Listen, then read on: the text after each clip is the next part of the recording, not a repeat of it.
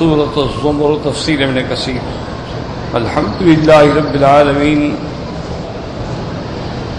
والصلاة والسلام علی اشرف الانبیاء وسید المرسلین سیدنا محمد وعلی آلہ واصحابہ اجمعین۔ اللہم صل علی سیدنا محمد وعلی آل سیدنا محمد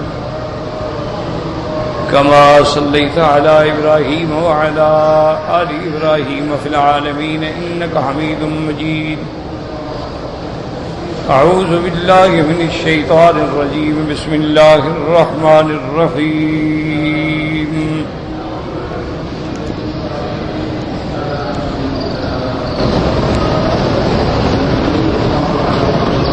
الله نزل أحسن الحديث كتابا متشابها مثانية تقشعر منه جلود الذين يخشون ربهم ثم تلين جلودهم وقلوبهم إلى ذكر الله، ذلك هدى الله يهدي به من يشاء ومن يضلل الله فما له من هاد۔ أفمن يتقي بوجهه سوء العذاب يوم القيامة وقيل للظالمين ذوقوا ما كنتم تكسبون۔ كذب الذين من قبلهم فآتاهم العذاب من حيث لا يشعرون، فأذاقهم الله الخزي في الحياة الدنيا ولعذاب الآخرة أكبر لو كانوا يعلمون۔ اللہ تبارک و تعالی نے کلام مقدس کی ان آیات مبارکہ میں جو ہم نے پڑھی ہیں، سب سے پہلے تو اللہ تبارک و تعالی نے اس بات رسالت للنبی صلی اللہ علیہ وسلم کے تنزیل الکتاب من اللہ العزیز الحکیم، یہ اللہ کی طرف سے اتاری جو غالب ہے، حکمت والا۔ تو جب اللہ نے کتاب بھیجی ہے تو معنی یہ ہے کہ حضرت محمد مصطفیٰ اللہ کے سچے نبی۔ اس کے بعد دعوت تھی کہ الا للہ الدین الخالص، اللہ کے لیے خالص دین۔ مراد کیا ہے؟ کلمہ شہادت لا الہ الا اللہ محمد رسول اللہ۔ پھر اس کے بعد اللہ تبارک و تعالی نے مشرکین کا رد بیان کیا کہ جو اللہ کو چھوڑ کر غیروں کو معبود، مشکل کشا، حاجت روا سمجھتے ہیں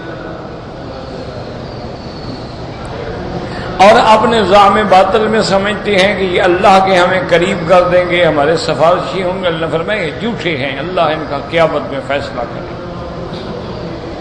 اس کے بعد تردید تھی ان لوگوں کی جو اللہ کا بیٹا بناتے ہیں، جیسے یہودی ہیں حضرت عزیر کو خدا کا بیٹا کہتے ہیں، عیسائی حضرت عیسیٰ علیہ السلام کو خدا کا بیٹا کہتے ہیں، مشرکین مکہ ملائکہ کو اللہ کی بیٹیاں کہتے ہیں۔ ان کا رد آیا کہ لو اراد اللہ ان یتخذ ولد لاصطفى مما یخلق ما یشاء، کہ اگر اللہ نے اولاد بھی چننی ہو تو مخلوق سے چنے گا، تو یہ مخلوق ہے اس کی، خالق اور مخلوق کی تو ایک جنس ہی نہیں ہوتی۔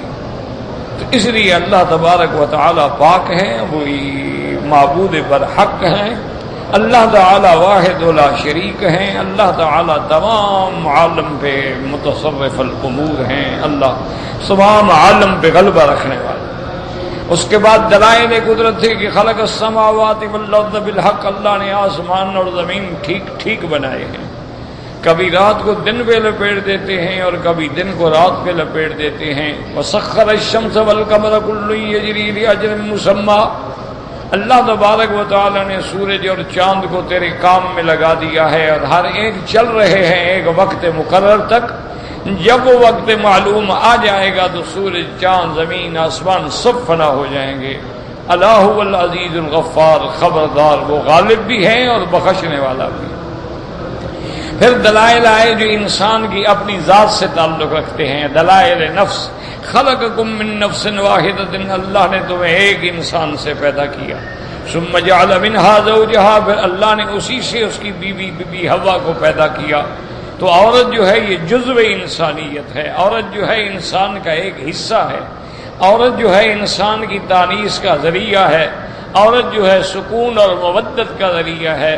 اس لیے اللہ نے جنت میں بھی حضرت آدم کی تانیث کے لیے بی حوا کو پیدا کیا۔ اس کے بعد اللہ فرماتے ہیں یخلقکم فی بطون امہاتکم خلقا من بعد خلق، اللہ تمہیں تمہاری ماؤں کے پیٹ کے اندر پیدا فرماتے ہیں، پھر خلقن بعد خلق، یعنی ایک حالت سے دوسری حالت، کہ پہلے نطفہ ہوتا ہے، پھر علقہ ہوتا ہے، پھر مضغہ ہوتا ہے، فکسونا العظام لحما، پھر اللہ تبارک و تعالیٰ اس میں گوشت چڑھاتے ہیں، ثم انشأناہ خلقا آخر، پھر اللہ اس میں روح پھونکتے ہیں۔ فرمایا فی ظلمات ثلاث، کہ اللہ تبارک و تعالیٰ نے تمہیں 3 اندھیریوں میں پیدا کیا ہے، کہ ماں کی بطن کی اندھیری، رحم کی اندھیری، اور بچے کے اوپر جو پردہ ہوتا ہے اس کا بھی اندھیرا۔ فرمایا ذالکم اللہ ربکم، یہ ہے تمہارا رب جس نے یہ ساری کائنات اور تمہیں بھی پیدا فرمایا۔ لہ الملک، اسی کے لیے کائنات کا حکم ہے اور ملک ہے۔ لا الہ الا ہوا، کوئی معبود برحق نہیں مگر اللہ۔ فانا تصرفون، تم کہاں دوڑے جا رہے ہو؟ آگے اللہ نے فرمایا میرے محبوب آپ ان کو ہدایت کر دیں، اگر یہ ایمان لائیں تو ان کا اپنا فائدہ ہے، اور اگر یہ کفر کریں تو ان کی اپنی ہلاکت ہے۔ ان تکفروا فإن اللہ غنی عنکم، اگر تم کفر کرو اللہ غنی ہے، اس کو کیا ضرورت ہے، لیکن یاد رکھو ولا یرضی لعبادہ الکفر، لیکن اللہ کفر کو پسند نہیں فرماتے ہیں۔ وإلا خالق خیر بھی اللہ ہیں، خالق شر بھی اللہ ہیں، خالق آدم بھی اللہ ہیں، خالق ابلیس بھی اللہ ہیں، لیکن اللہ خیر کو پسند فرماتے ہیں، ایمان کو پسند فرماتے ہیں، کفر پہ راضی نہیں ہوتے۔ وَإِن تَشْكُرُوا يَرْضَهُ لَكُمْ، اگر تم شکر کرو گے، ایمان لاؤ گے تو اللہ تمہیں اپنا محبوب بنا دیں گے۔ وَلَا تَزِرُ وَازِرَةٌ وِزْرَ أُخْرَىٰ، اور کسی ایک کو دوسرے کا بوجھ نہیں اٹھانا ہے۔ کیا معنی؟ یعنی اگر باپ کافر ہے اور بیٹا مسلمان ہے تو بیٹے کا کوئی نقصان نہیں ہے۔ اگر بیٹا مسلمان ہے جیسے حضرت ابراہیم ہیں اور باپ آزر کافر ہے تو اس میں حضرت ابراہیم کی شان میں کوئی نقص نہیں آتا ہے۔ ثم الی ربکم مرجعکم، پھر تم سب نے اللہ ہی کی طرف لوٹ جانا ہے۔ فینبئکم بما کنتم تعملون، پھر وہ تمہیں جزا دیں گے جو کچھ تم نے دنیا میں عمل کیے ہیں۔ خبر دینے کا معنی ہوتا ہے جزا دینا، پھر تمہیں جزا دیں گے۔ اگر تمہارے اعمال اچھے ہیں تمہیں بدلہ بھی اچھا ملے گا، اگر تمہارے اعمال خراب ہیں تو بدلہ بھی پھر اسی طرح کا ملے گا۔ اور فرمایا انہ علیم بذات الصدور، اللہ دلوں کے بھید بھی جاننے والے ہیں، اس کے آگے تمہارا کوئی عمل چھپا ہوا نہیں۔ آگے اللہ انسان کی حالت بیان کرتے ہیں، اذا مس الانسان ضر دعا ربہ، جب انسان کو تکلیف پہنچتی ہے، بیماری آتی ہے، دکھ آتا ہے، اللہ کو پکارتا ہے، منیبا الیہ، اللہ کی طرف رجوع کرتا ہے۔ ثم اذا خولہ نعمت منہ، پھر جب ہم اس کو نعمت عطا فرماتے ہیں، صحت عطا فرماتے ہیں، دولت عطا فرماتے ہیں، نسی ما کان یدعو الیہ من قبل، پھر وہ بھول جاتا ہے کہ پہلے میں کس کو پکارتا تھا۔ وجعل للہ اندادا لیضل عن سبیلہ، پھر وہ اللہ کے لیے شریک ٹھہراتا ہے، لیضل عن سبیلہ، تاکہ گمراہ کرے اللہ کے راستے سے۔ قل تمتع بکفرک قلیلا، آپ ان کو کہہ دیں کہ اس کفر کے ساتھ، انکار کے ساتھ، ناشکری کے ساتھ چند دن کی زندگی کا فائدہ اٹھا لو۔ انک من اصحاب النار، کافر جو ہے وہ جہنم کا ساتھی ہے۔ فرمایا کہ اب دیکھو دو آدمی، امن ہوا قانت آناء اللیل، ایک وہ آدمی ہے جو رات کو عبادت کرنے والا، اللہ کے آگے کھڑے ہونے والا، یا قانت کا معنی اطاعت کرنے والا، یعنی اللہ کی فرما برداری کرنے والا۔ آناء اللیل، رات کی گھڑیوں میں، ساجدن وقائما، کبھی سجدے کی حالت میں ہے، کبھی کھڑا ہے۔ یحذر الآخرہ، اللہ سے اور آخرت سے ڈرتا ہے۔ وَيَرْجُو رحمت ربہ، رحمت رب کی امید رکھنے والا ہے، یعنی اللہ کے عذاب کا ڈر بھی ہے اور رحمت سے امید بھی ہے۔ یہی ایمان ہے، الایمان بین الخوف والرجاء، آدمی اللہ سے ڈرتا بھی رہے اور رحمت سے امید رکھے۔ یہ نہیں ہے کہ آدمی اللہ کی رحمت پہ امید رکھے، نمازی چھوڑ دے، ابھی رحمت کر دے گا، رحم کر دے گا، اللہ بڑا نہیں، اللہ کے عذاب کا بھی ڈر رکھے۔ اور یہ نہیں کہ ہر وقت عذاب کا خیال ہو اور رحمت کو بھول جائے، وہ جی میں نے تو گناہ کر دیا بس میں تو مارا گیا، نہیں، دروازہ توبہ کا کھلا۔ پھر اللہ نے فرمایا میرے محبوب کو هل يستوي الذين يعلمون والذين لا يعلمون، کیا ایک جاننے والے ہیں جو رب کو پہچانتے ہیں، رب کی ذات کو مانتے ہیں، صفات کو جانتے ہیں، اور ایک وہ ہیں جو کچھ نہیں جانتے، جاہل ہیں، کبھی برابر ہو سکتے ہیں؟ ہرگز نہیں۔ انما يتذكر الالباب، لیکن یاد رکھو نصیحت وہ پکڑتے ہیں جو عقل والے ہیں۔ فرمایا قل یا عباد الذین آمنوا اتقوا ربکم، ایمان والو اپنے رب سے ڈرو، للذین حسنوا فی ہذہ الدنیا حسنا، جن لوگوں نے اچھے عمل کیے اس دنیا میں ان کا بدلہ جنت ہے، وارض اللہ واسعۃ، اگر اس دنیا میں تمہیں اللہ کے فرائض ادا کرنے میں تکلیف ہے تو زمین اللہ کی بڑی وسیع ہے، ہجرت کر لو۔ اس سے مسئلہ نکلا کہ اگر آدمی دارالکفر میں ہے جہاں نماز، روزہ، حج، زکوٰۃ پر عمل کرنا مشکل ہے تو اس کو چھوڑ دے، فوراً دوسری جگہ چلا جائے۔ اور اسی سے علماء نے یہ بھی لکھا ہے کہ اگر آدمی کسی ایسے محلے میں ہے، کسی ایسی آبادی میں ہے جہاں گناہوں کا زور ہے، جہاں فاسق ہیں، فاجر ہیں، شرابی ہیں، ہر وقت فتنہ ہے، تو فوراً اس علاقے کو بھی چھوڑ دے۔ وَأَرْضُ اللَّهِ وَاسِعَةٌ، اللہ کی زمین بہت بڑی ہے، اللہ اس کو جگہ عطا فرما دیں گے۔ اور فرمایا انما یوفی الصابرون اجرہم بغیر حساب، جو اللہ کی طرف صبر کر کے، تکلیفیں برداشت کر کے، ہجرت کر کے، گھر چھوڑ کے، وطن چھوڑ کے چل پڑتے ہیں، اللہ کی قیامت میں ان کو حساب اجر جو دیں گے اس کی کوئی حد نہیں ہوگی۔ کیا معنی؟ ہر عمل کی ایک حد ہے، ہر عمل تولا جائے گا، ایک کی 10 نیکیاں ملیں گی یا 700 نیکیاں یا 1,00,000 نیکی، لیکن صبر کرنے والوں پر تو اللہ فرمائیں گے بس ان پر تو ثواب دریاؤں کی طرح بہا دو۔ اس لیے آتا ہے کہ جو لوگوں نے صبر کیا وہ قیامت میں کہیں گے کہ کاش ہم اللہ کے راستے میں مقراض سے ٹکڑے ٹکڑے کیے جاتے تاکہ آج ہمیں اللہ صبر جزا دیتے۔ فرمایا میرے محبوب آپ ان کو بتا دو قل انی امرت ان اعبد اللہ مخلصا لہ الدین، کہ مجھے اللہ نے یہی حکم دیا ہے کہ میں اللہ کی عبادت کروں، خالص اسی کی بندگی۔ وَأُمِرْتُ لِأَنْ أَكُونَ أَوَّلَ الْمُسْلِمِينَ، اور مجھے یہی حکم دیا گیا ہے کہ سب سے پہلے میں اطاعت گزار بنوں، سب سے پہلے میں فرما بردار بنوں۔ فرمایا کہہ دیجئے قُلْ إِنِّي أَخَافُ إِنْ عَصَيْتُ رَبِّي عَذَابَ يَوْمٍ عَظِيمٍ، اگر میں نافرمانی کروں تو قیامت کے دن کا مجھے بھی ڈر ہے۔ قُلِ اللَّهَ أَعْبُدُ مُخْلِصًا لَهُ دِينِي، کہہ دیجئے کہ میں عبادت کرتا ہوں اسی کی خالص، اسی کی بندگی۔ فَاعْبُدُوا مَا شِئْتُم مِّن دُونِهِ، تم اللہ کو چھوڑ کے جس کی چاہتے ہو بندگی کرو، تم جاؤ۔ قُلْ إِنَّ الْخَاسِرِينَ الَّذِينَ خَسِرُوا أَنفُسَهُمْ وَأَهْلِيهِمْ يَوْمَ الْقِيَامَةِ، آپ ان کو کہہ دیں کہ بڑے نقصان میں ہیں وہ، بڑے گھاٹے میں ہیں وہ لوگ جنہوں نے اپنے نفس کو بھی اور اپنے اہل کو بھی گھاٹے میں ڈالا، جہنم میں ڈالا۔ أَلَا ذَلِكَ هُوَ الْخُسْرَانُ الْمُبِينُ، خبردار یہ بہت بڑا گھاٹا ہے کہ خود بھی برباد ہوئے اور اہل و عیال کو بھی برباد کیا، خود بھی کافر ہوئے، گھر والوں کو بھی کافر کیا، خود بھی گناہگار بنے اور گھر والوں کو بھی آوارہ کر دیا، تو یہ سب سے بڑا گھاٹا ہے۔ ان کا قیامت میں حال یہ ہوگا کہ لہم من فوقہم ظلل من النار ومن تحتہم، قیامت میں جہنم میں جب یہ ہوں گے ان کے اوپر اور نیچے جو ہے آگ کے بادل ہوں گے۔ ذالک یخوف اللہ بہ عبادہ، یہ واقعات بیان کر کے اللہ اپنے بندوں کو ڈراتے ہیں۔ یا عباد فتقون، اے میرے بندے اللہ سے ڈرو، گناہوں سے بچو، شرک سے بچو، بدعات سے بچو، بے حیائی سے بچو، نافرمانی سے بچو، منکرات سے بچو، حرام سے بچ جاؤ۔ فرمایا والذین اجتنبوا الطاغوت ان یعبدوها وانابوا الی اللہ لهم البشری، جن لوگوں نے غیر اللہ کی عبادت سے بچ گئے اور اللہ کی طرف متوجہ ہو گئے ان کے لیے خوشخبری ہے، ان کے لیے بشارت ہے۔ فبشر عباد، میرے بندوں کو خوشخبری دے دیں۔ وہ میرے بندے کون ہیں؟ الذین یستمعون القول فیتبعون احسنہ، جو بات کو سنتے ہیں، سمجھتے ہیں اور اس پہ عمل کرتے ہیں۔ فرمایا اولئک الذین ھداھم اللہ، یہی وہ لوگ ہیں جن کو اللہ نے ہدایت دی ہے۔ وَأُولَئِكَ هُمْ أُولُو الْأَلْبَابِ، یہی وہ لوگ ہیں جو صاحب عقل ہیں۔ آگے اللہ نے فرمایا کہ میرے محبوب فَمَنْ حَقَّ عَلَيْهِ كَلِمَةُ الْعَذَابِ، کیا جس پہ میں نے فیصلہ کر دیا ہے جہنم کا، أَفَأَنْتَ تُنْقِذُ مَنْ فِي النَّارِ، کیا تھا آپ اس کو چھڑا لیں گے جو جہنمی ہے؟ آپ نہیں چھڑا سکتے ہیں۔ اللہ جس کو چاہیں جہنم دیں، اللہ جس کو چاہیں جنت دیں۔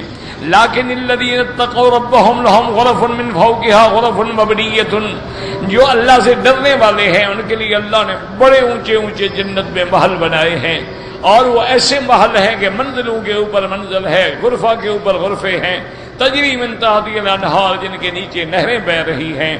وعد اللہ لا یخلف اللہ المیعاد، مومنین کے ساتھ اللہ نے جنت کا وعدہ کیا ہے، اور اللہ کا وعدہ جو ہے ہمیشہ سچا ہوتا ہے، اللہ وعدہ خلافی کرنے سے پاک ہے۔ فرمایا الم تر ان اللہ انزل من السماء ماء، کیا تم نہیں دیکھتے ہو کہ اللہ اتارتا ہے آسمان سے پانی، فسلکہ فی ینابیع الارض، فسلکہ ینابیع فی الارض، پھر اس کو چلاتا ہے زمین کے چشموں میں، ثم یخرج به زرعا مختلفا الوانہ، پھر اس پانی سے زمین کو زندہ کرتے ہیں اور مختلف رنگوں کے کھیتیاں اگاتے ہیں، ثم یہیج، پھر وہ کھیتیاں خشک ہو جاتی ہیں، فتراہ مصفرا، پھر آپ دیکھتے ہیں کہ وہ پیلی پڑ گئی ہیں، سوکھ گئی ہیں، خشک ہو رہی ہیں، ثم یجعلہ حطاما، پھر ہم اس کو چورا چورا کر دیتے ہیں۔ تو فرمایا کہ اسی طرح اس کھیتی پر نظر ڈالو، جو کھیتی کا انجام ہے وہی تیری زندگی کا انجام ہے، کبھی تو بچہ تھا، پھر تو جوان تھا، پھر تو بوڑھا بنا، پھر تو ختم ہو گیا۔ اسی طرح کبھی کھیتی نکل رہی تھی، کبھی لہلہا رہی تھی، کبھی پک رہی تھی، کبھی کٹ کے ختم ہو گئی۔ اسی طرح یہ دنیا ہے، اللہ نے دنیا بنائی، بنتے بنتے بنتے اب اس کے ادبار اور اس کے جانے کا وقت آ گیا ہے۔ اس لیے علماء فرماتے ہیں کہ الدنیا مدبرۃ، کہ دنیا جو ہے یہ جانے والی ہے، والآخرۃ مقبلۃ، اور آخرت جو ہے وہ آنے والی ہے۔ تو آنے والی چیز جو ہے وہ قریب ہوتی ہے، اور جانے والی چیز جو ہے وہ دور ہوتی ہے۔ اس کے بعد فرماتے ان ذالک ذکریٰ لاولی الالباب، یہ جو میں نے نشانیاں، یہ جو میں نے آیات بیان کی ہیں، ان کے اندر نصیحت ہے، لیکن ان لوگوں کے لیے جو عقل والے ہیں۔ فرمایا افمن شرح اللہ صدرہ للاسلام فہو علی نور من ربہ، وہ شخص جس کا سینہ ہم نے کھول دیا۔ یاد رکھو، ایک ہے شرح صدر، ایک ہے شق صدر، یاد رکھو دو چیزیں ہیں۔ شرح صدر کا معنی ہوتا ہے سینہ کھول دینا، شق صدر کا معنی ہوتا ہے سینہ چاک کرنا۔ جیسے کہ میرے آقا محبوب محمد مصطفیٰ، محبوب دو عالم صلی اللہ علیہ وسلم، آپ کا سینہ مبارک جو ہے وہ 2 دفعہ شق ہوا ہے۔ ایک دفعہ بچپن میں ابھی آپ بی بی حلیمہ کے گھر میں تھے، اور ایک دفعہ معراج میں جانے سے پہلے آپ اسی حرم میں زمزم کے قریب، اور ایک روایت میں ہے کہ حتیم کے قریب سو رہے تھے۔ جبریل علیہ السلام آئے اور قسطن من ذہب، ایک بہت بڑا تھال سونے کا جنت سے لائے، اس میں تمام چیزیں تھیں، ہر چیز جنت سے لائے، لیکن زمزم کا پانی مکے سے لیا، حرم سے لیا۔ اس لیے علماء فرماتے ہیں کہ جنت کا پانی جو ہے، زمزم کا پانی جو ہے وہ جنت کے پانی سے بھی افضل ہے۔ اس لیے کہ جبریل علیہ السلام وہاں سے بھی تو پانی لا سکتے تھے، جنت میں بھی تو کئی نہریں ہیں، لیکن وہاں سے پانی نہ لیا اور زمزم سے لیا، تو معنی یہ ہے کہ ماء زمزم افضل المیاہ فی الارض، اللہ کی زمین میں سب سے افضل پانی جو ہے وہ ماء زمزم ہے۔ اس وقت بھی حضور کا دل دھویا گیا۔ یہ ہے شق صدر، ایک ہے شرح صدر۔ شرح صدر کا معنی دل اللہ کھول دیتے ہیں اور بات سمجھ آ جاتی ہے، آدمی فوراً روشنی میں آ جاتا ہے، اس کو کہتے ہیں شرح صدر۔ اور جب اللہ کسی کو ہدایت دینا چاہتے ہیں تو اس کے سینے کو کھول دیتے ہیں۔ اب من شرح اللہ صدرہ للاسلام، کیا وہ شخص جس کا اسلام کے لیے ہم نے سینہ کھول دیا، فہو علی نور من ربہ، وہ اللہ کی طرف سے روشنی میں آ گیا، کیا وہ برابر ہے اس کے جس کے سینے پہ، جس کے دل پہ مہریں لگ چکی ہیں؟ فویل للقاسیۃ قلوبہم من ذکر اللہ، ہلاکت و بربادی ہے ان لوگوں کے لیے جو شدید، جن کے دلوں پر کساوت ہے، جن کے دلوں پر شقاوت ہے، جن کے دلوں پہ اللہ نے مہریں لگا دی ہیں۔ ختم اللہ علی قلوبہم وعلی سمعہم وعلی ابصارہم غشاوۃ، فرمایا اولئک فی ضلال مبین۔ اب اللہ فرماتے ہیں کہ اللہ نزل احسن الحدیث کتابا متشابہا، کتابا متشابہا مثانی تقشعر منہ جلود الذین یخشون ربہم۔ یہ آج کا سبق ہے جو ہم نے تلاوت کیا ہے۔ فرماتے ہیں اللہ نزل احسن الحدیث کتابا، اللہ نے اتارا بہتر بات، سب سے اچھی بات، کیا؟ قرآن، کتابا مثانیہ. کیا مانا کتاب؟ ایک ایسی کتاب جس کو دہرایا گیا، بار بار اتارا گیا، یعنی ایک ہی مضمون کو اللہ نے مختلف پیرائے میں بیان کیا. اور کبھی ایسے بھی ہوا ہے کہ جیسے سورت فاتحہ اللہ نے 2 دفعہ اتاری ہے، مکی زندگی میں بھی اور مدنی زندگی میں، اس کو بھی کہتے ہیں مثانیہ.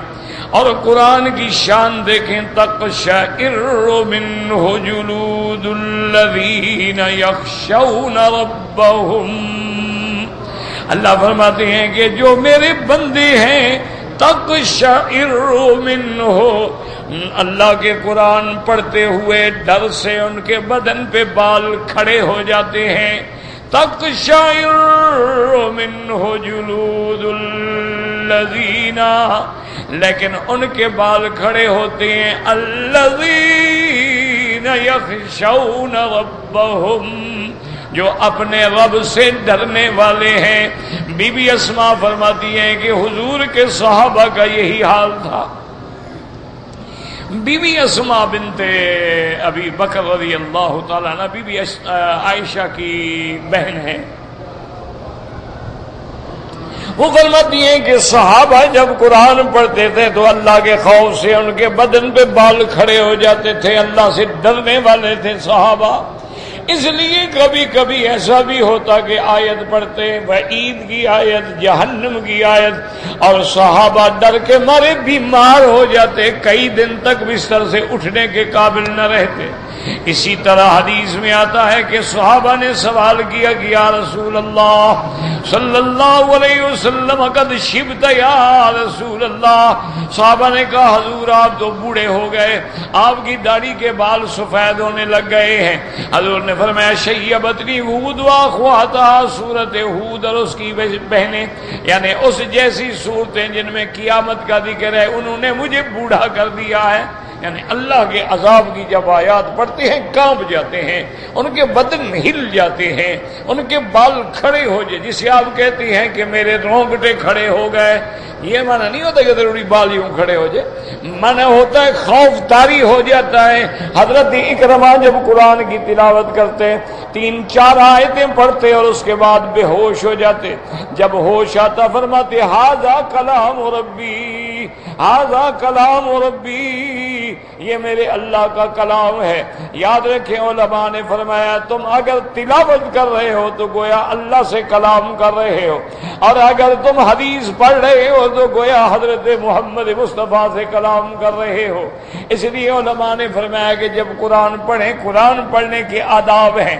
قرآن پڑھیں تو باوضو پڑھیں، قرآن پڑھیں تو حدث اکبر حدث اصغر سے پاک ہوں، قرآن پڑھیں تو تیرا بدن تیرے کپڑے بھی پاک ہوں، قرآن پڑھیں تو تیرا چہرہ قبلے کی طرف ہو، قرآن پڑھیں تو قرآن اونچی جگہ پہ رکھا ہو، قرآن پڑھیں تو تیری توجہ جو ہے اللہ کے قرآن کی طرف ہو، قلباً و قالباً.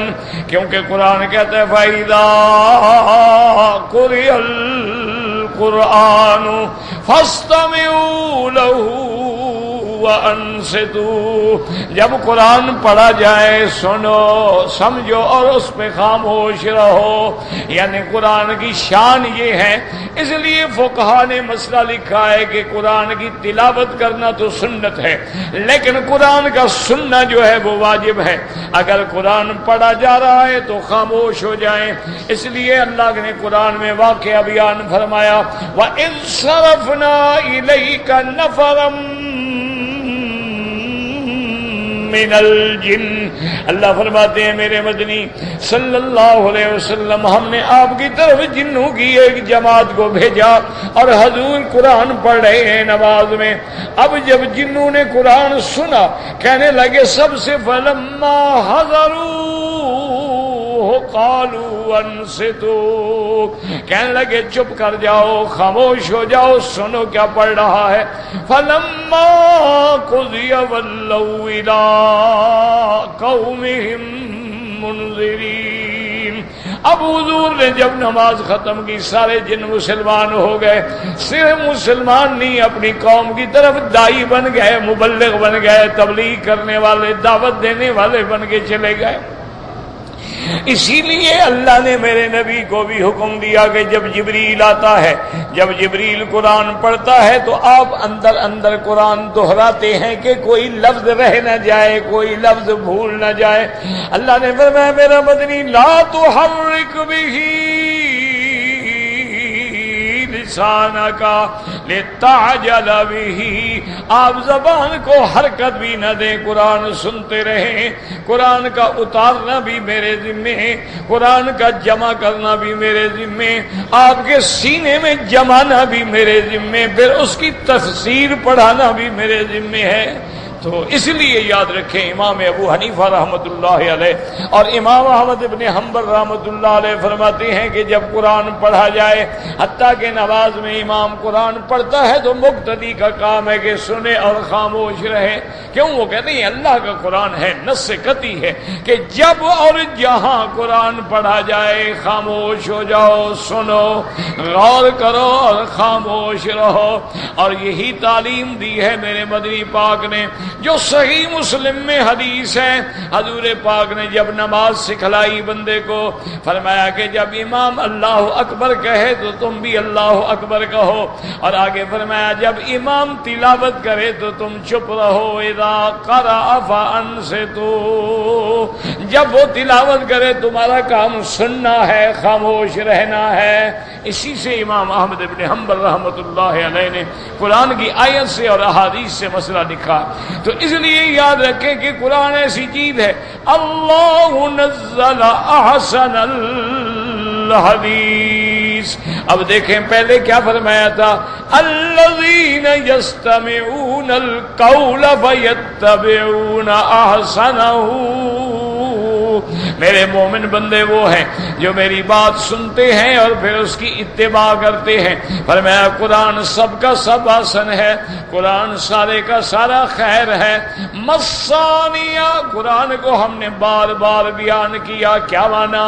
آدم کا قصہ ہم نے مختلف صورتوں میں بار بار ذکر کیا ہے، ابراہیم کا قصہ ہم نے بار بار ذکر کیا ہے، موسیٰ علیہ السلام کا قصہ بار بار ذکر کیا ہے۔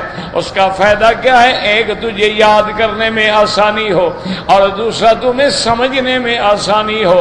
ایک جگہ اجمال ہے تو دوسری جگہ اس کی تفصیل ہے، اور جب قرآن سمجھ آ جائے، یہی وجہ ہے نا کہ آج ہم قرآن تو پڑھتے ہیں لیکن سمجھتے نہیں۔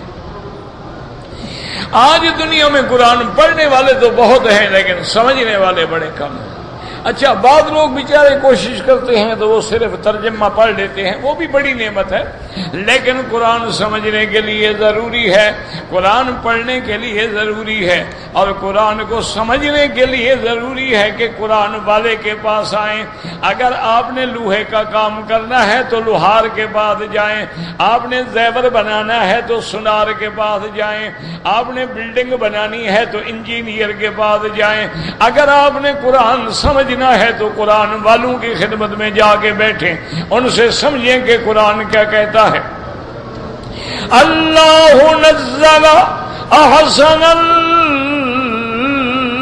الحدیث کتابا متشابہا مثانیہ تقشعر منہ جلود الذین یخشون ربہم ثم تلین جلودہم وقلوبہم الی ذکر اللہ۔ کیا مانا؟ جب آیات وعید آتی ہیں، عذاب کی آیتیں آتی ہیں، جہنم کا ذکر آتا ہے تو کانپ جاتے ہیں، بدن تھر تھر کانپتا ہے، اور جب رحمت کی یادیں آتی ہیں، آیات رحمت آتی ہیں، اللہ کے عفو کی باتیں آتی ہیں، اللہ کے مغفرت کی باتیں آتی ہیں، پھر آدمی کو سکون ملتا ہے، دل نرم ہو جاتے ہیں، اللہ کے ذکر کی طرف متوجہ ہوتے ہیں، اللہ سے مانگتے ہیں۔ فرمایا ذالک ھدی اللہ یہدی بہ من یشاء۔ یہ قرآن کیا ہے؟ یاد رکھیے، ہدایت ہے۔ قرآن کیا ہے؟ کتاب ہدایت ہے۔ قرآن کیا ہے؟ کتاب رحمت ہے۔ قرآن کیا ہے؟ شفا ہے۔ قرآن کیا ہے؟ مردہ دلوں کے زندہ کرنے والا ہے۔ قرآن کیا ہے؟ بگڑے ہوں کی اصلاح کرنے والا ہے، قرآن کیا ہے؟ بیمار دلوں کا علاج کرنے والا ہے۔ لیکن یہدی بہ من یشاء، اس قرآن کے ذریعے اللہ جس کو چاہے ہدایت دیتے ہیں۔ ایسے بھی لوگ ہیں جو قرآن سن کے اور گمراہ ہو گئے، اور ایسے بھی لوگ ہیں جن کو قرآن سننے کے بعد ہدایت مل گئی۔ ایسے قرآن نے دوسری جگہ فرمایا یضل بہ کثیرا ویہدی بہ کثیرا، اس قرآن سے کئی گمراہ ہو گئے، کافر بن گئے، منکر بن گئے، معارض بن گئے۔ کسی نے کہا جادو ہے، کسی نے کہا شعر ہے، کسی نے کہا سحر ہے، کسی نے کہا اللہ کے نبی نے خود بنایا ہے، کسی نے کہا پرانے زمانے کے قصے کہانیاں ہیں، ان کا کفر بڑھ گیا۔ اور بعض لوگوں کے سینے پہ جب قرآن کی ضرب پڑی ہے تو فوراً اللہ نے سینہ کھول دیا ہے۔ ذالک ھدی اللہ، قرآن ہدایت ہے، یہدی بہ من یشاء، اللہ قرآن سے جس کو چاہے ہدایت دے۔ دعا کریں اللہ ہمیں بھی ہدایت دے دے۔ اللہم اہدنا فیمن ہدیت وعافنا فیمن عافیت، اللہ ہمیں قرآن پڑھنے والا بنا، اللہ ہمیں قرآن سمجھنے والا بنا، اللہ ہمیں قرآن پہ عمل کرنے والا بنا، اللہ ہمیں قرآن کا احترام کرنے والا بنا۔ وَمَن يُضْلِلِ اللَّهُ فَمَا لَهُ مِنْ ہاد، اللہ فرماتے ہیں جس کو اللہ گمراہ کر دے پھر کوئی ہدایت دینے والا نہیں، اللہ گمراہ کر دے پھر کیا ہو سکتا ہے؟ اب دیکھیں بڑے بڑے علماء کے گھر میں جاہل پیدا ہوئے، بڑے بڑے یعنی ابراہیم الخلیل جیسا بندہ لیکن باپ کافر ہے، نوح جیسا پیغمبر ہے اور بیٹا کافر ہے۔ اسی طرح آپ دیکھیں اللہ کا نظام ہے، اور جس کو اللہ گمراہ کرے اس کو کوئی ہدایت نہیں دے سکتا۔ اب اللہ فرماتے ہیں افمن یتقی بوجہہ سوء العذاب یوم القیامہ، اللہ نے فرمایا میرا مدنی صلی اللہ علیہ وسلم افمن یتقی، وہ شخص یتقی بوجہہ جو اپنے چہرے سے بچائے گا، اپنے چہرے سے بچائے گا اس برے عذاب کو قیامت والے دن۔ کیا مانا؟ یعنی آپ دیکھیں دنیا میں خدا نہ کرے، اللہ نہ کرے کسی کو آگ لگے، ہاتھوں سے دور کرتا ہے، پاؤں سے دور کرتا ہے، اگر تکلیف آ رہی ہے، لاٹھی آ رہی ہے، کوئی مار رہا ہے، ہاتھ آگے کرتا ہے۔ اللہ نے فرمایا نہ جہنم والوں کو تو ہم نے باندھ کے جہنم میں ڈالا ہوگا، جب آگ آئے گی تو اب ہاتھوں سے نہیں روک سکتے، اپنے چہروں کو پھر آگ کی ڈھال بنائیں گے، کیونکہ کافر جو ہے وہ جکڑے ہوئے نا۔ اذ الاغلال فی اعناقہم والسلاسل یسحبون، اللہ فرماتے ہیں ان کے گلے میں بھی ہم نے طوق ڈالے ہوں گے، زنجیریں ڈالی ہوں گے، ان کو گھسیٹ گھسیٹ کے لے جایا جائے گا۔ جب گلے میں طوق ہو، اللہ تبارک و تعالی نے فرمایا کہ ایسے ان کا حال ہوگا کہ گلے میں طوق ہیں، ہاتھ بندھے ہوئے ہیں، اب جہنم کی آگ کھاتی ہے، اب منہ کو کیسے بچائیں؟ تو گویا جہنم کی آگ سے ڈھال چہرے کو بنائیں۔ کیا مانا؟ کوئی بچانے والا نہیں۔ افمن یتقی بوجہہ سوء العذاب یوم القیامہ وقیل للظالمین ذوقوا ما کنتم تکسبون، اور کافروں کو کہا جائے گا ظالموں اب چکھو ان اعمال کی سزا جو تم نے کمائے دنیا کے اندر۔ کذب الذین من قبلہم فآتاہم العذاب من حیث لا یشعرون، اللہ فرماتے ہیں اس سے پہلے جو گزرے ہیں میرے مدنی صلی اللہ علیہ وسلم، اس سے پہلے کیا مانا؟ جو پہلی امتیں گزری ہیں، قوم نوح گزری ہے، قوم عاد گزری ہے، قوم سمود گزری ہے، قوم لوط گزری ہے، قوم فرعون گزری ہے، انہوں نے بھی تکذیب کی، انہوں نے بھی پیغمبروں کو جھٹلایا، انہوں نے بھی اللہ کی کتابوں کی تکذیب کی۔ نتیجہ کیا نکلا؟ فآتاہم العذاب من حیث لا یشعرون، ان کو اللہ کا عذاب ایسے آیا، ایسے عذاب کہ وہ سمجھ ہی نہ سکے کہ کیا ہو گیا ہے۔ اللہ کا عذاب جب آتا ہے تو پھر بندہ سمجھ ہی نہیں سکتا ہے۔ اللہ تبارک و تعالی رحمت فرمائے، کبھی ہوائیں چلی، کبھی بادل آئے، کبھی حضرت جبریل کی چیخ آئی، پتہ ہی نہیں لگا، قوموں کی قومیں برباد ہوگی۔ فآتاہم العذاب من حیث لا یشعرون فأذاقهم اللہ الخزي فی الحیاة الدنیا ولعذاب الآخرة اکبر لو کانوا یعلمون۔ پھر اللہ نے ان کو ذلت کا عذاب چکھلایا زندگی، دنیا کی زندگی میں، یعنی دنیا میں بھی عذاب آئے، تباہ ہو گئے، مٹ گئے، برباد ہو گئے، ذلیل ہو گئے، خوار ہو گئے، لیکن جو اصل عذاب ہے وہ تو آخرت کا عذاب ہے۔ وَلَعَذَابُ الْآخِرَةِ أَكْبَرُ لَوْ كَانُوا يَعْلَمُونَ، آخرت کا عذاب بہت بڑا ہے اگر یہ جانتے۔ یاد رکھو 3 عالم ہیں، ویسے تو کئی عالم ہیں نا، جیسے عالم ارواح ایک عالم ہے، عالم مثال جو ہے وہ ایک عالم ہے، عالم دنیا جو ہے ایک عالم ہے، عالم برزخ جو ہے وہ ایک عالم ہے، عالم آخرت جو ہے وہ ایک عالم ہے، یاد رکھیں۔ لیکن ہمارے سامنے جو ہے وہ صرف عالم دنیا، برزخ ہم نے نہیں دیکھا کیونکہ علم مغیبات میں سے، آخرت ابھی آئی نہیں۔ عالم ارواح اس وقت تھا جب اللہ نے صرف ہماری ارواح کو پیدا کیا تھا، ہمارا وجود ہی نہیں تھا۔ اس لیے ہمیشہ یاد رکھیں، ایک عذاب تو یہ ہے کہ اللہ قوموں کو دنیا میں عذاب دیتے ہیں، جیسے اللہ نے فرعون اور اس کی قوم کو دنیا میں عذاب دیا کہ غرق ہو گئے، اللہ نے قوم نوح علیہ السلام کو دنیا میں عذاب دیا کہ غرق ہو گئے اور کوئی نہ بچا، اللہ نے قوم عاد کو عذاب دیا، قوم سمود کو عذاب دیا، قوم لوط کو عذاب دیا، قوم نوح کو عذاب دیا، قوم فرعون کو عذاب دیا، اور بڑے بڑے اقوام ہیں ان کو عذاب دیا۔ ایک تو ہے دنیا کا عذاب،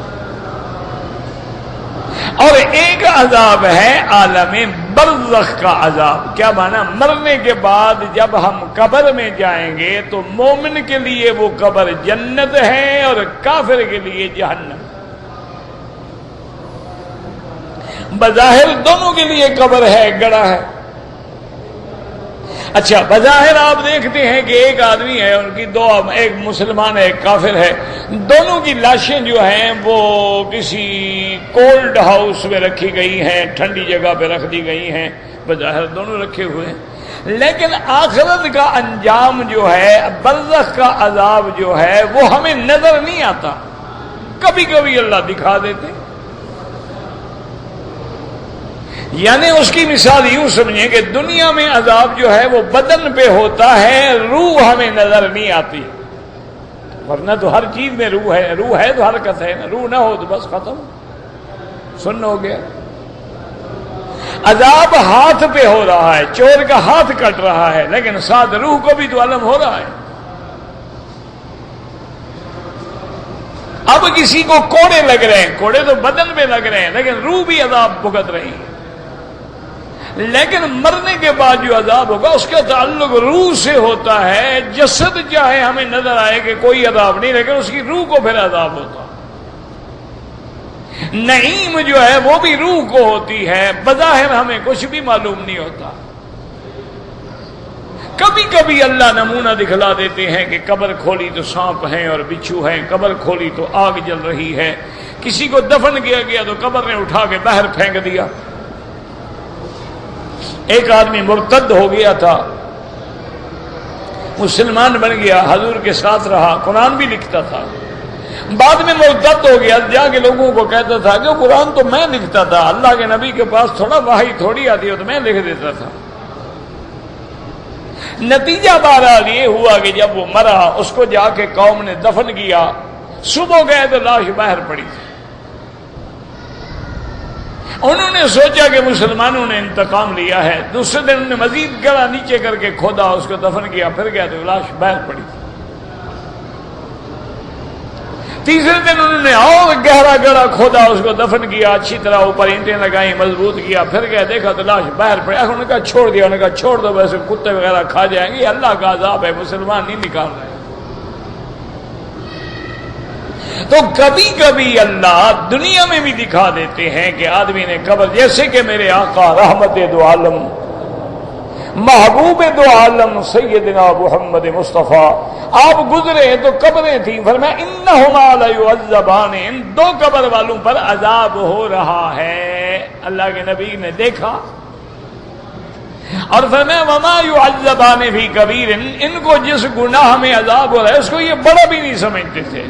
ایک آدمی پیشاب کے قطروں سے نہیں بچتا تھا، اور ایک جو ہے یہ غیبت کرتا تھا، اس کی سنو اس کو لگاؤ، اس کی سنو اس کو لگاؤ، اس دونوں کو عذاب ہوتا ہوا خود اللہ کے نبی نے دیکھا۔ تو اس لیے کبھی کبھی اللہ دکھا دیتے ہیں، کبھی نہیں دکھاتے۔ تو یہ عالم برزخ کا عذاب ہے۔ اچھا اسی طرح آپ دیکھیں گے کبھی کبھی اللہ پاک اپنے بندوں پر جب مرنے کے بعد رحمتیں ہوتی ہیں وہ بھی دکھا دیتے ہیں۔ کئی سال کے بعد قبر کھلی، دیکھا تو ماشاءاللہ کفن بھی نہیں گلا، کفن کھولا گیا، معلوم ہوا ابھی تیل لگا کے داڑھی کو ابھی بھی سوئے ہیں، بالکل بدن سالم ہے۔ کبھی ایسا ہوا کہ مرنے کے بعد قبر کی مٹی سے خوشبوئیں اٹھنی شروع ہو گئیں۔ تو کبھی کبھی اللہ وہ نمونہ بھی دکھلا دیتے ہیں تاکہ اللہ کی قدرت پہ یقین آ جائے، اور کبھی عذاب کا نمونہ بھی دکھلا دیتے ہیں، ورنہ عالم برزخ جو ہے وہ عالم غیب ہے، ہر بندے کو پتہ نہیں چلتا۔ اور ایک ہے عالم آخرت، جب دنیا فنا ہو جائے گی اور دوبارہ اللہ مخلوق کو اٹھائیں گے تو وہ عالم آخرت ہوگا۔ تو اصل عذاب جو ہے وہ آخرت کا عذاب ہے، باقی عذاب جو ہے یہ تو ایک چھوٹا سا یعنی ٹریلر ہے، نمونہ ہے، ایک جھلک ہے، ورنہ اصل عذاب والعذاب الآخرت اکبر لو کانوا یعلمون۔ اسی لیے قرآن کہتا ہے کہ اللہ نے حکم دیا کہ فرعون کو عذاب میں ڈالو، لیکن یوم القیامت ادخلوا آل فرعون ویوم تقوم الساعۃ ادخلوا آل فرعون اشد العذاب، کہ جب قیامت ہوگی پھر فرعون کو ہم عذاب شدید میں ڈالیں گے۔ اللہم اجرنا من النار، اللہم انا نسألک رضاک والجنۃ ونعوذ بک من سخطک والنار۔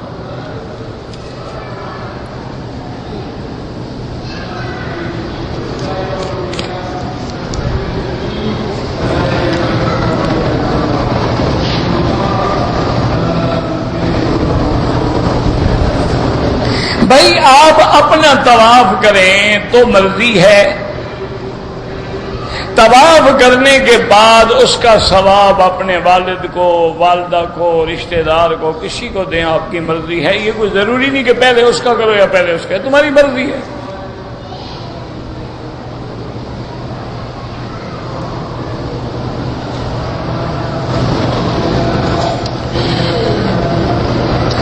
اگر ایک آدمی کو جنازے کی دعا نہیں آتی، کوئی بات نہیں، نہیں آتی، کھڑا رہے، اللہ اکبر اللہ اکبر، تکبیریں تو کہے گا نا، اصل تو ہے تکبیریں، 4 تکبیرات کہہ دی، سلام پھیر دیا، جنازے کا ثواب مل گیا۔ لیکن دعا کو یاد کرو، دعا یاد کرنا کوئی مشکل نہیں ہے۔ دیکھو نا آپ باقی دنیا کے معاملات ہیں تو آپ کیسے باتیں یاد کر لیتے ہیں، اس کو بھی یاد کرنے کی کوشش کریں، یا جتنا یاد ہے، اللہم اغفر لحینا و میتنا، اللہم اغفرہم، اللہم اغفرہم، اللہم ارحمہم، جتنا یاد ہے وہی کہتے رہو، اور جب تک یاد نہ ہو یاد کرتے رہو۔ بہرحال تکبیرات جب کہہ دی تو جنازے کا ثواب مل گیا۔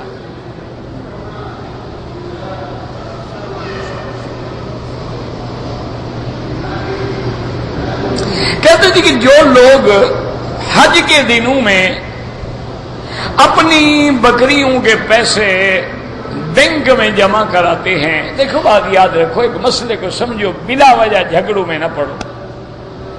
تمام ائمہ کے نزدیک اور حدیث مبارک میں یہی ہے کہ حضور پاک نے رحمت دو عالم نے سب سے پہلے 10 تاریخ کو آ کے کنکری ماری، کنکری کے بعد حضور نے قربانی فرمائی، قربانی کے بعد حضور پاک نے سر مڑایا، حتیٰ کہ حضور جب عمرے پہ آئے اور کافروں نے روک دیا تو آپ کے ساتھ قربانی کے جانور تھے، پہلے آپ نے قربانی کا جانور ذبح کیا، پھر آپ نے حلق کرایا اور پھر احرام کھولا۔ تو یاد رکھیں کہ تمام ائمہ کے نزدیک، یعنی امام ابو حنیفہ، امام شافعی، امام مالک، امام احمد بن حنبل، علماء اہل حدیث، سب کے نزدیک افضل یہ ہے کہ ترتیب پہ عمل کریں۔ اب بینک تو آپ کو ٹائم دے ہی نہیں سکتا، بتا ہی نہیں سکتا، تو ترتیب پہ عمل کرنا مشکل ہے۔ اب یہ ہے کہ اگر کوئی آدمی کوشش تو کرتا ہے لیکن مشکل ہے، ازدحام ہے، 30 لاکھ آدمی کا اجتماع ہے، زبان نہیں جانتا، اب اگر قربانی یا سر منڈانا آگے پیچھے ہو گیا تو انشاءاللہ کوئی حرج نہیں ہوگا، اپنی طرف سے کوشش کریں، اگر نہیں ہو سکتا ہے اس کے بعد آگے پیچھے ہو۔ ایک ہے جان چھڑانا، کہ پہلے ہی جان چھڑا دے، یار میری قربانی کر دینا، یہ حج کریں، جان نہ چھڑائیں۔ اور دوسرا ایک بات کا بھی خیال کریں کہ بینک چاہے بعد میں کرے، کرتا ضرور ہے، یہ جو آپ پرائیویٹ لوگوں سے کراتے ہیں وہ انشاءاللہ 99% تو کرتے ہی نہیں ہیں۔ ایک بات کا خیال کریں، کیوں دیکھیں نا بینک 400 ریال کی بکری دے رہا ہے، وہ کہہ رہے ہیں میں تمہاری 200 میں کر دوں گا، اس کے باپ کا کوئی انواڑا کھڑا ہوا ہے، صاحب بات ہے کہ جھوٹ بول رہا ہے، وہ بھی 100-200 آدمی کے پیسے لے لے گا، 10 بکریاں ذبح کر کے باقی کے لیے دعا کر دے گا، اللہ سب کی قبول فرمائے، 1 کا لاکھ تو ملتا ہے۔ اس لیے اگر تمہارا حقیقی بھائی بھی مکے میں رہتا ہے نا، وہ کہے کہ میں تمہاری بکری ذبح کروں گا، اعتبار نہیں کرنا، کہے میرے سامنے ذبح کرو، پیسے پھر دوں گا، تم 200 کا 300 لے لو، 350 لے لو، کرو میرے سامنے۔ بہرحال اگر کوئی معذور ہے، ضعیف ہے، کمزور ہیں، بینک کو دے دیا، ٹھیک ہے، اللہ قبول فرمائے۔ افضل یہ ہے کہ خود کرو اور ترتیب پہ عمل کرو۔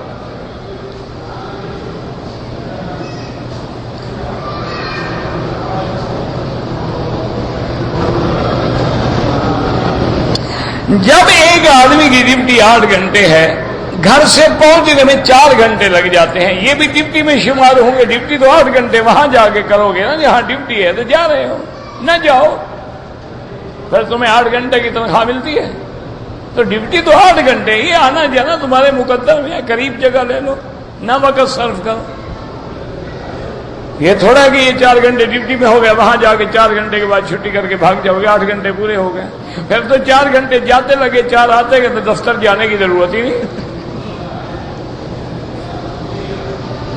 پاکستان سے حج کرنے کے لیے آئے ہیں، اگر آپ نے رمضان کے بعد کوئی عمرہ نہیں کیا ہے، آپ کا حج افراد ہوگا، آپ پہ حج کی بکری واجب ہی نہیں ہے، بات ہی ختم۔ اللہ نے جب واجب ہی نہیں کی، نہ کرے، کنکری ماریں، سر منڈائیں، احرام کھول دیں۔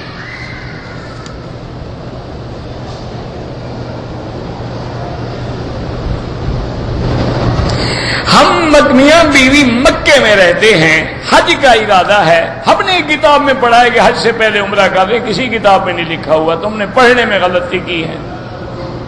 مکے میں رہنے والوں کے لیے تو افضل یہ ہے کہ عمرہ نہ کریں تاکہ ان کا حج افراد ہو۔ تمتع تو ہوتا ہی ان کا ہے جو اپنے وطن سے آگے احرام باندھ کے عمرہ کریں، تم تو رہتے مکے میں ہو۔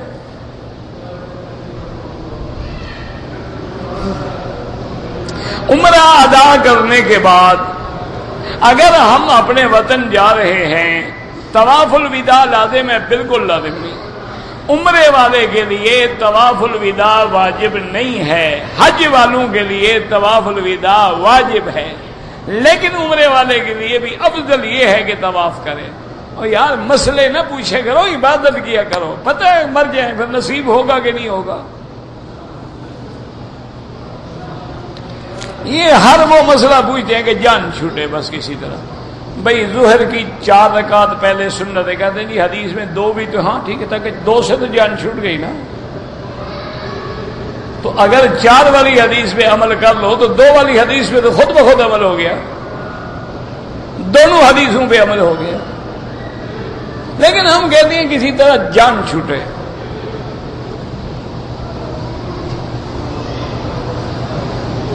طواف الوداع کے وہی چکر ہیں جو ہر طواف کے ہیں، 7 چکر.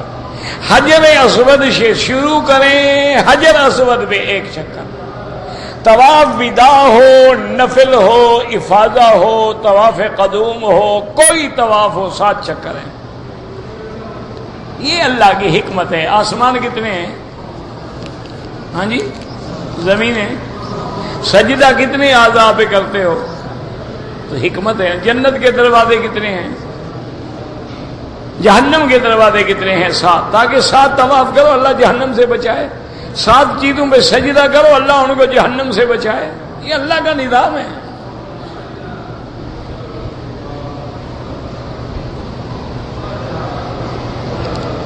میں نے کسی مجبوری سے سر مڈا کے احرام کھول دیا، مجبور تھا میں، قربانی میں نے بعد میں کی، مجبور سے کوئی جرمانہ نہیں. اپنی طرف سے جان نہ چھڑاؤ، اپنی طرف سے کوشش کرو کہ جیسے حج سرکار دو عالم نے فرمایا ہے اسی طرح کرو.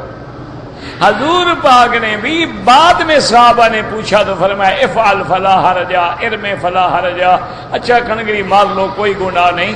لیکن پہلے حضور نے نہیں فرمایا کہ جان چھڑا کے مکے جاؤ میں نہ جاؤ. مانا یہ ہے کہ تم عمل ترتیب سے کرو. مجبوری ہو گئی نہیں کر سکا کوئی بات نہیں.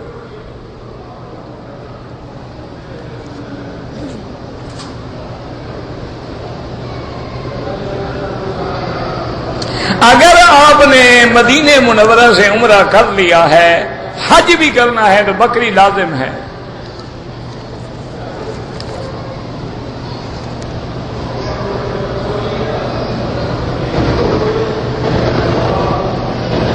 اگر آپ مدینے گئے تھے لیکن عمرہ نہیں کیا، اب حج کریں گے، حج افراد ہوگا، کوئی اس پہ بکری واجب نہیں.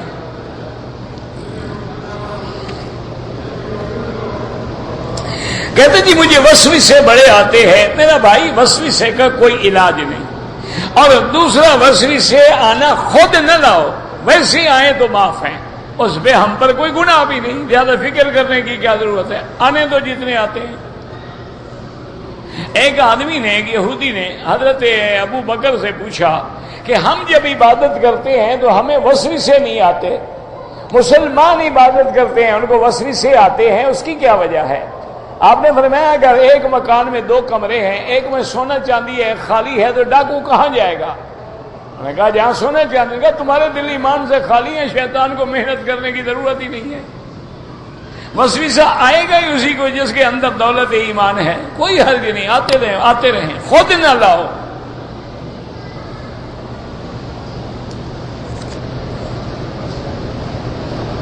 مغرب کے بعد اگر میں 6 رکعت پڑھوں، اب آپ بالکل پڑھیں، ثواب ہے، بہت بڑا اجر ہے. مغرب سے عشاء تک نماز پڑھتے رہیں، کیا ہے، منع کیا ہے؟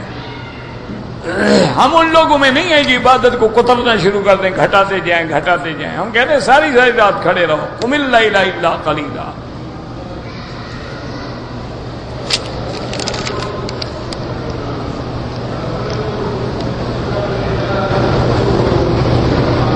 عید الفطر کے بعد عمرہ کیا، حج قربانی واجب ہے. اگر قربانی کے پیسے نہیں ہیں 10 روزے رکھ لو، کوئی بات. 3 حج سے پہلے 7 حج کے بعد.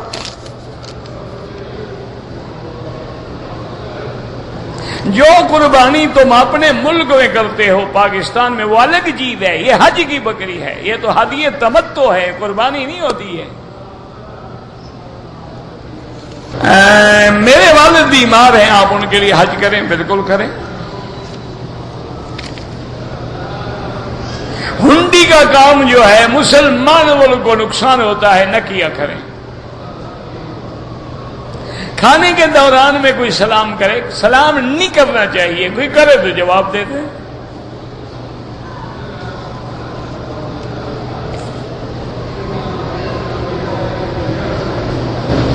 میری والدہ ہے، بیمار ہے، معذور ہے، مکے میں ہے، حج نہیں کر سکے، آپ حج بدل کر لیں.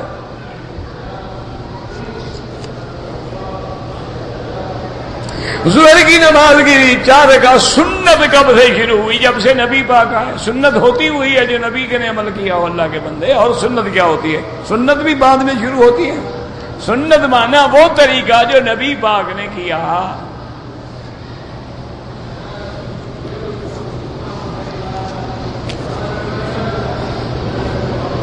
کہتے جی کہ حنفی حضرات جو ہیں وہ عرفات میں اگر امام کے پیچھے پہنچ جائیں گے تو پھر 2 رکعت پڑھیں گے. اگر وہاں نہیں پہنچ سکتے، حنفی المسلک ہے اور مقیم ہے، تو وہ پوری نماز پڑھے گا، کیونکہ وہ کہتے ہیں حضور مدینے سے آئے ہیں، مسافر ہیں. بہرحال باقی ائمہ کے نزدیک ایام حج میں تمام دنوں میں جمع بھی ہے اور قصر بھی ہے. آپ جھگڑوں میں نہ پڑھیں، جہاں موقع ملے پڑھ لیں، بس نماز نہ چھوڑو. اگر نماز مکروہ وقت ہے، حنفی حضرات کہتے ہیں طواف کی 2 رکعت بھی بعد میں پڑھے، عصر کے بعد کی یا مغرب کے بعد پڑھ لیں. اور باقی ائمہ کے نزدیک جائز ہے. دیکھو بھئی ایک بات کو سمجھا کرو، حدیث کا فلسفہ ہے، سمجھنے کی کوشش کرو. ایک صریح حدیث ہے کہ فجر کے بعد کوئی نماز نہیں جب تک سورج نہ نکلے. عصر کے بعد کوئی نماز نہیں جب تک سورج ڈوب نہ جائے. یہ صریح حدیث ہے اور سیاہ ستہ کی حدیث. اچھا، ایک حدیث میں ہے کہ حضور نے فرمایا کہ بنی عبد مناف لوگوں کو منع نہ کیا کرو، جب چاہے نماز پڑھیں، جب چاہے طواف کریں. اس سے بعد ائمہ فرماتے ہیں کہ طواف جب کرے 2 رکعت پڑھ لیں. اچھا، اب ایمان سے کہیں مغرب کے بعد اگر ہم 2 رکعت پڑھیں تو کوئی حدیث مخالف ہے؟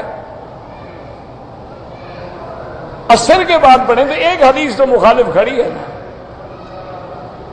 تو وہ کام ہم کیوں نہ کریں جس میں کوئی حدیث مخالف نہ ہو حضور کی. تھوڑا اللہ نے عقل بھی دیا ہے نا، حدیث کے مفہوم کو سمجھا کرو، لفظ نہ پڑھا کرو گے. حدیث میں لکھا، حدیث میں لکھا، سمجھا بھی ہے تم نے،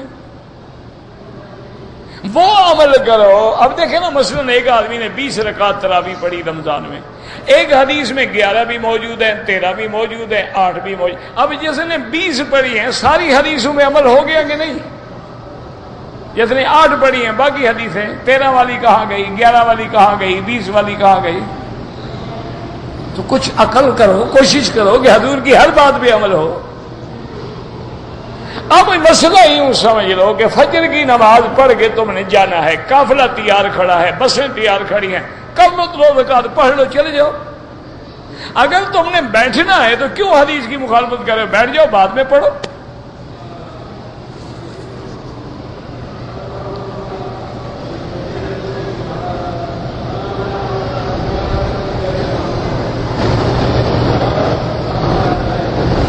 بہرحال اگر آپ مکے میں رہے ہیں رمضان کے بعد، عمرہ نہیں کیا کوئی بکری نہیں، عمرہ کیا ہے 1 بکری ہے. موٹی بات یاد رکھو.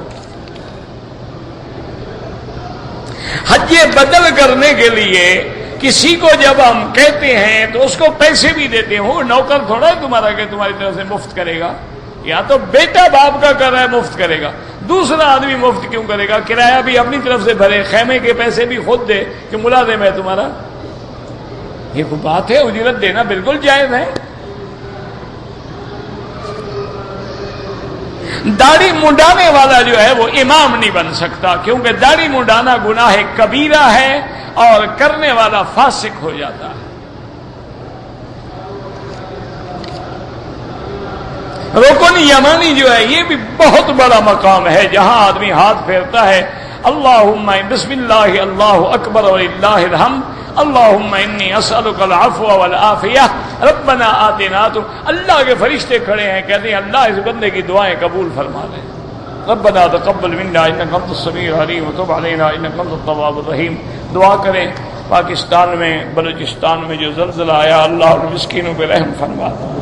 بنگلہ دیش میں طوفان آئے، اللہ ان مسکینوں پہ رحم فرما، اللہ حضور کی امت سے عذاب رفع فرما، اللہ حضور کی امت سے عذاب رفع فرما، اللہ حضور کی امت پہ رحم فرما، اللہم ارحم امت محمد صلی اللہ علیہ وسلم، اللہم اغفر امت محمد صلی اللہ علیہ وسلم، اللہم اجبر امت محمد صلی اللہ علیہ وسلم، اللہم اجعل لنا وللمسلمین من کل ہم فرجا ومن کل ضیق مخرجا ومن کل بلاء عافیا۔ یا اللہ بیماروں کو شفا عطا فرما، یا اللہ بے حیاؤں کو حیا عطا فرما،